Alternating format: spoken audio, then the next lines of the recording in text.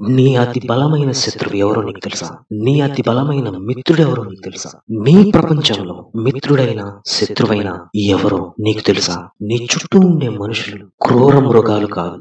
నీ ఆలోచనే నీ బలం, నీ ఆలోచనే నీ బలహీనత, నీ ఆలోచనే నీకు మిత్రుడు, నీ ఆలోచనే నీ అతి పెద్ద శత్రువు, నీ ఆలోచనే శాంతికి మార్గం, నీ ఆలోచనే వినాశనానికి మార్గం. ఆలోచన అంటే నీ మనసే. నీ మనసు అంటేనే నీ మైండ్. మైండ్ అనేది త్రియేకత్వములో ఒక భాగమే. త్రియేకత్వము అనగా శరీరము, మనస్సు, ఆత్మ.